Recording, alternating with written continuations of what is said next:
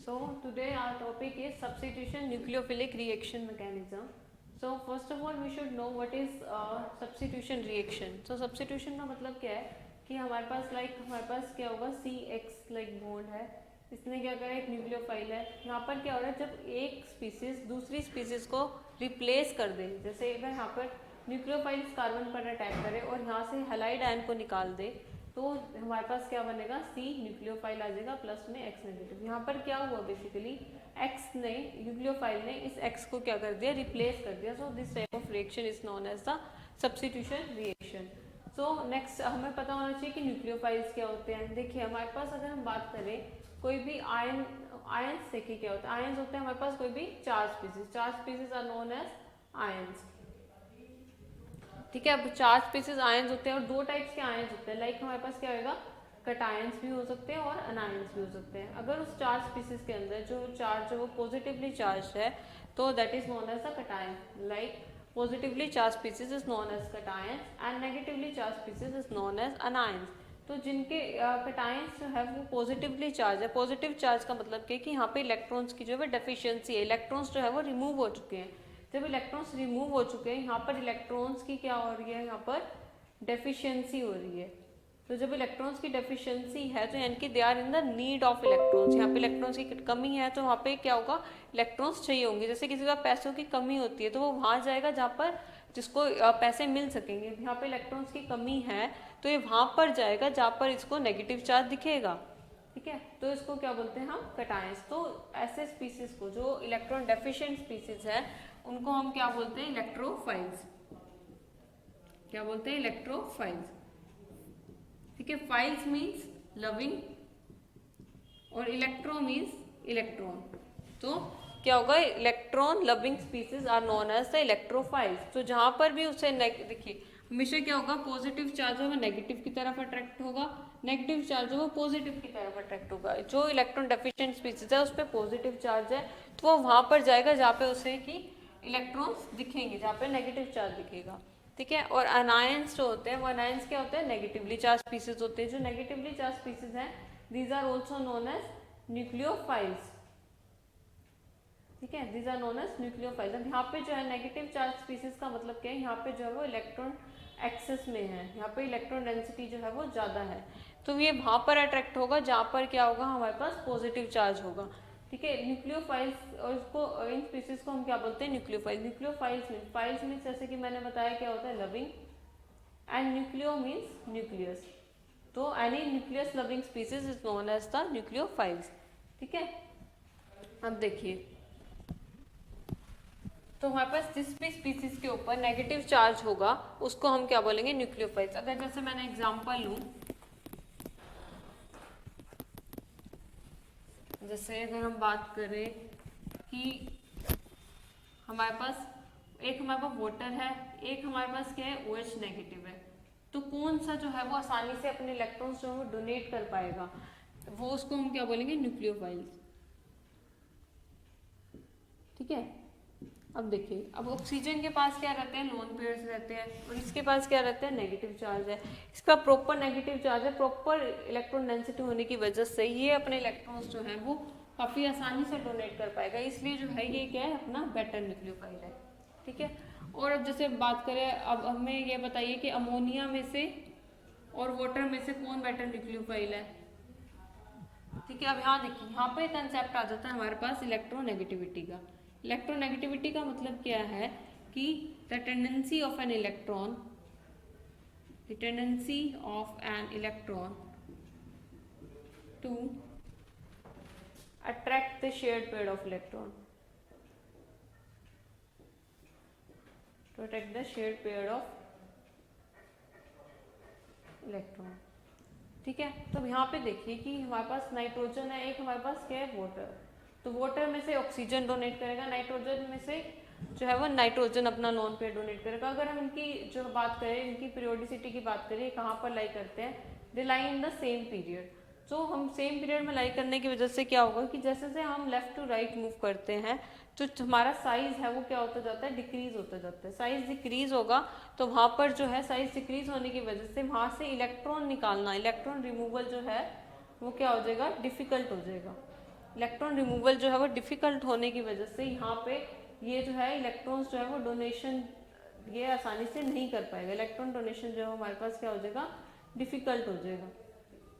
ठीक है, अब यहाँ देखिए नाइट्रोजन और ऑक्सीजन में से जो है इनका साइज देखिए किसका बड़ा होगा साइज, नाइट्रोजन का साइज जो है वो बड़ा होगा ऑक्सीजन से, इसलिए जो है कि इलेक्ट्रॉन जो है वो डोनेशन भी कौन कर पाएगा आसानी से, इलेक्ट्रॉन डोनेशन भी कौन कर पाएगा, नाइट्रोजन कर पाएगा बजाय कि ऑक्सीजन के। तो इसलिए जो है हमारे पास बेटर न्यूक्लियोफाइल कौन सा है, अमोनिया देन वाटर। ठीक है, एक तो ये बात होगी। अब यहाँ आपको समझ में आ चुका होगा अब तक के हम क्या न्यूक्लियोफाइल्स क्या होते हैं। अब देखिए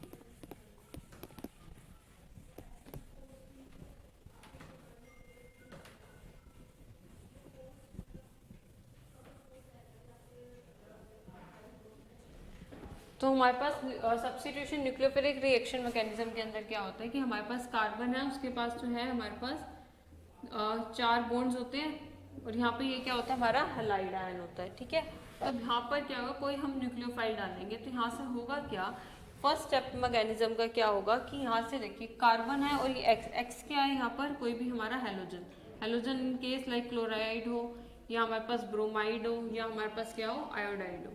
ठीक है, तो अब यहाँ पर जो है कार्बन और एक्स के बीच में इलेक्ट्रोनेगेटिविटी का डिफरेंस होने की वजह से यहाँ पे क्या होगा, सबसे पहले स्टेप में हिट्रोलिटिक क्लीवेज होगा। तो स्टेप 1 क्या रहेगा, step 1 will be the heterolytic cleavage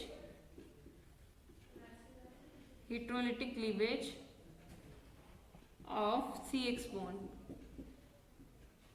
हिट्रोलिटिक cleavage of CX bond, और इसको हम क्या बोल सकते हैं, फॉर्मेशन ऑफ कार्बोकैटायन। ठीक है, तो फॉर्मेशन ऑफ कार्बोकैटायन। अब यहाँ पे जैसे ही यहाँ से X जो है वो रिमूव हुआ तो यहाँ पे क्या थे, 4 बॉन्ड थे। अब यहाँ पे X रिमूव हो चुका है तो यहाँ पर कितने बॉन्ड्स रह जाएंगे, 3 बॉन्ड्स रह जाएंगे, 3 बॉन्ड्स रह जाएंगे। X नेगेटिव जो है वो रिमूव हो जाएगा, X जो है वो इलेक्ट्रॉन डेंसिटी ले गया तो यहाँ पे कार्बन के ऊपर कैसा चार्ज रह जाएगा, पॉजिटिव चार्ज रह जाएगा। This is the step 1 of the mechanism. ठीक है, ये क्या है हमारे पास स्टेप 1 है मैकेनिज्म का। अब यहाँ पे देखिए कार्बोकैटायन बन गया। अब यहाँ पर ये स्टेप जो है, फर्स्ट स्टेप जो है वो क्या है, एक तो स्लो स्टेप है, ऊपर से क्या है ये रिवर्सिबल स्टेप है। तो स्लो स्टेप होने की वजह से ये जो है ये रेट डिटर्मिनिंग स्टेप है,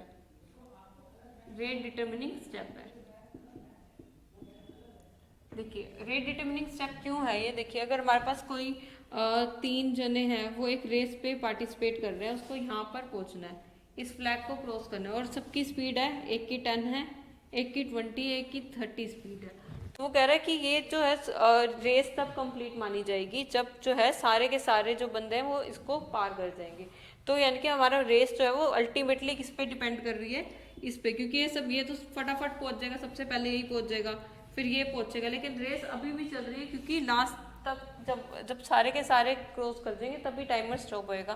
तो यानी कि जिसकी स्पीड सबसे कम है वही क्या करेगा, वही जब यहाँ पे पहुँच जाएगा तब हमारे पास रेट जो है वो कंप्लीट मान जाएगी। यानी कि रेस जो है वो अल्टीमेटली सबसे स्लो स्टेप पे जो है वो डिपेंड कर रही है, इसलिए स्लो स्टेप को हम बोलते हैं rate determining step, RDS step.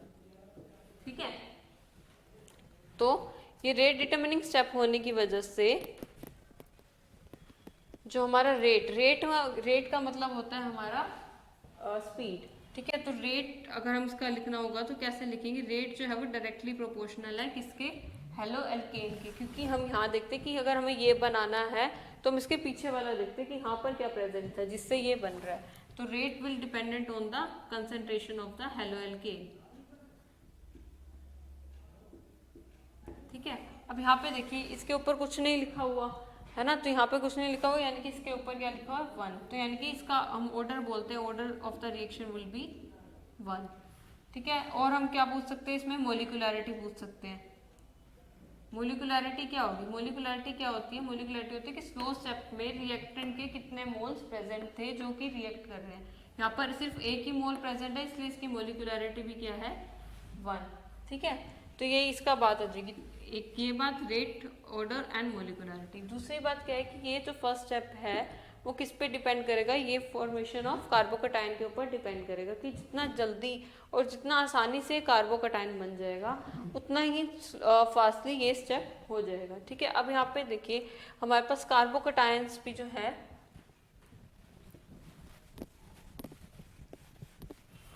अगर हम बात करें कि कार्बोकटायंस क्या होते हैं, कार्बोकटायंस भी जो है वो 3 तरीके के होते हैं। कार्बोकटायंस यानी कि कार्बन के ऊपर पॉजिटिव चार्ज है, और यहाँ पर जो मान लो CH3, C2H5, C3H7 है, एक तो हमारे पास ये कार्बोकटायन है। दूसरा कार्बोकटायन कैसा है, एक जगह हाइड्रोजन है, CH3 है, C2H5 है पॉजिटिव, ठीक है, ये सेकेंड है। अब देखिए कार्बन के ऊपर पॉजिटिव चार्ज है, और कार्बन के ऊपर पॉजिटिव चार्ज का मतलब क्या है कि हमारे पास इलेक्ट्रॉन की कमी है। और ये जो एल्काइल ग्रुप्स लगे होते हैं ये कैसे नेचर में होते हैं, ये इलेक्ट्रॉन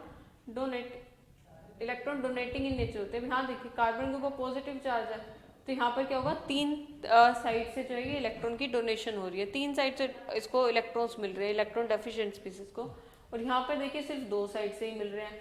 जब यहाँ पे 2 साइड से मिल रहे हैं, यहाँ 3 साइड से मिल रहे हैं, तो इन दोनों में से कौन ज्यादा स्टेबल होगा, ऑफ कोर्स पहले वाला, क्योंकि वहाँ पे इलेक्ट्रॉन्स या पैसों की कमी थी, वहाँ पे 3 जगह से मिल रहे हैं, यहाँ 2 जगह से मिल रहे हैं, तो यहाँ पे प्राइमरी जो है वो मोर स्टेबल है देन सेकेंडरी। तो जितना जल्दी हमारे पास कार्बोकटायन स्टेबल बनेगा उतना ही हमारा आसानी से जो है ये फर्स्ट स्टेप हो जाएगा, ठीक है।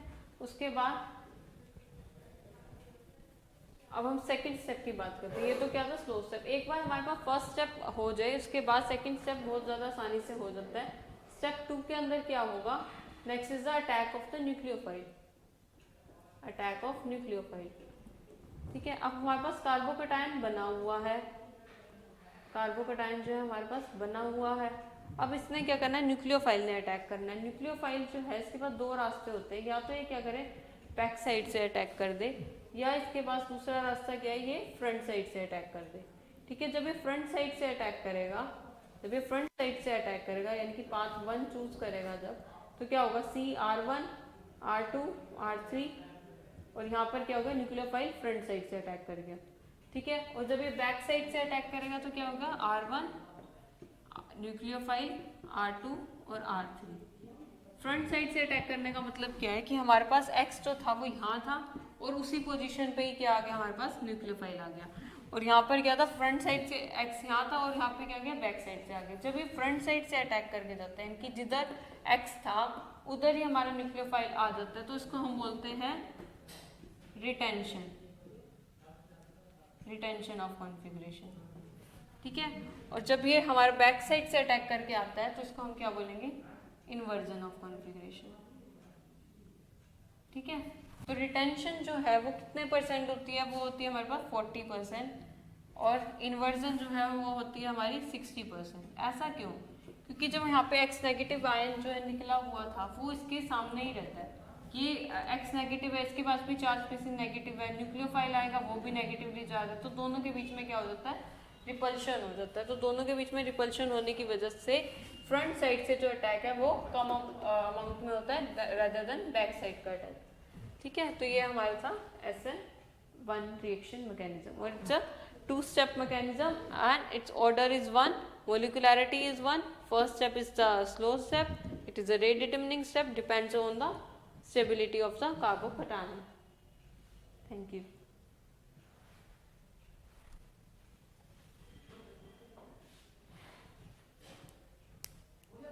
Yes.